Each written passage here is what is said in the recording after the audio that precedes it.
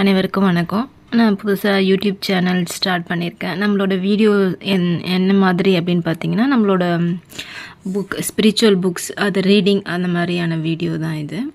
நான் இப்போ முதல்ல அதுக்கான புக்கு முதல்ல மன்னித்தல் அந்த புக்கு நான் எடுத்திருக்கேன்.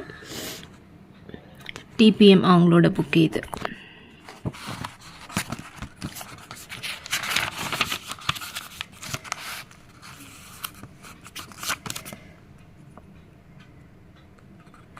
இதில் என்ன கொடுத்துருக்காங்கன்னா, இந்த நூலை பிரசுரிக்க விரும்பும் எவருக்கும் பதிப்புரிமை அளிக்கப்படுகிறது அப்படின்னு கொடுத்துருக்காங்க.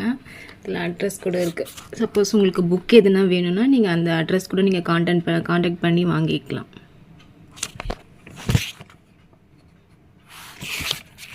நம்ம இன்றைக்கி முதல் வீடியோவில் ஃபஸ்ட்டு ஒரு சாப்டர் மட்டும்தான் பார்க்க போகிறோம்.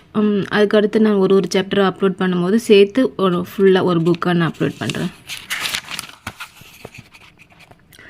முன்னுரை. ஒவ்வொரு நாளும் லட்சக்கணக்கான மக்கள் மிருகத்தனமாக அடிக்கப்பட்டு மரணத்துக்கு ஏதுவாக காயப்படுத்தப்பட்டு கொல்லப்படுகின்றனர்.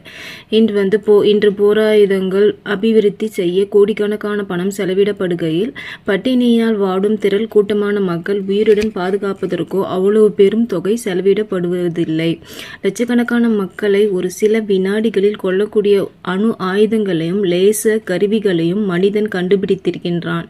அவை போதாதென்று இன்னும் அதிகமான செயற்கை திறனும் வாய்ந்த ஆயுதங்களை உருவாக்க அவன் முயற்சித்து கொண்டிருக்கின்றான். உலகம் முழுவதும் அழிவுண்டாக்கும் ஆயுதங்கள் குவிந்து கிடக்கின்றன.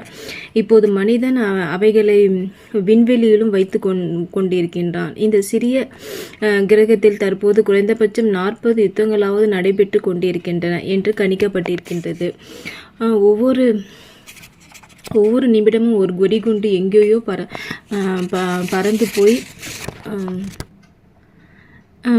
போய் சம்பந்தமில்லாத நிரபராதிகளான ஜனங்களை காயப்படுத்தி கொன்று கொண்டும் இருக்கின்றது. எண்ணற்ற திருமணங்கள் ஆட்டங்கண்டு அக்குடும்பங்களின் அங்கத்தினரினில் ஆழமான தளர்ந்த நிலைக்கு தள்ளப்படுகின்றனர்.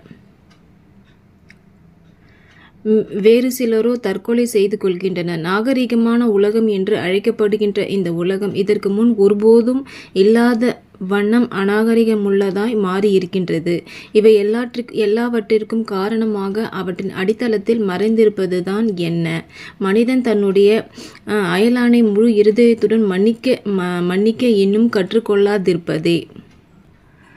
மன்னிப்பு என்பது வேதாகமத்தில் உள்ள மிக அற்புதமான ஒரு வார்த்தை ஆகும். அது இல்லாத பட்சத்தில் பரலோகத்தின் வாசல் மனுக்குலத்திற்கு அடைக்கப்பட்டிருக்கும். பரலோகம் ஒருபோதும் பரலோகமாயிராது. மேலும் இந்த உலகத்திற்கு கிறிஸ்து செய்த அர்ப்பணி அர்த்தமற்றதாகியிருக்கும். சிலுவையில் கர்த்தராக இயேசு பிதாவே இவர்களுக்கு மன்னியும், தாங்கள் செய்கிறது இன்னதென்று அறியாதிருக்கிறார்களே என்றுரைத்தபோது ஒருவேளை தேவதூதர்கள் அதை விளங்கி கொள்ள முடியாமல் இருந்திருக்கக்கூடும். இருப்பினும் அது பாவிகளை பரலோகத்திற்கு கொண்டு வந்தது.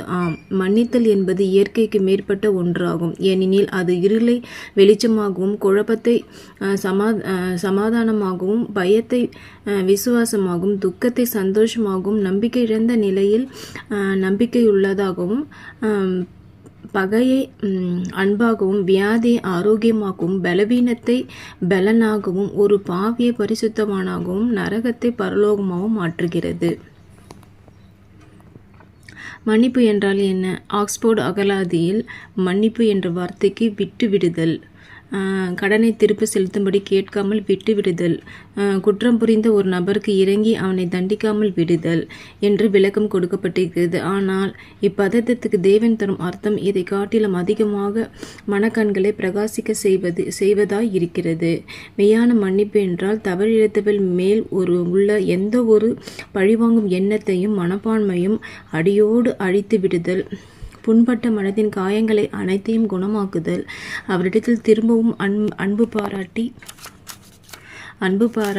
பாராட்டி அவரோடு முன்னிலும் அதிக மேன்மையான தூய்மையான ஒரு அன்பின் உறவை வைத்து கொள்ளுதல் ஆகும். ஓகேங்க. இது அடுத்த வீடியோவில் அடுத்த 2 பேஜ் நான் கொடுக்குறேன்.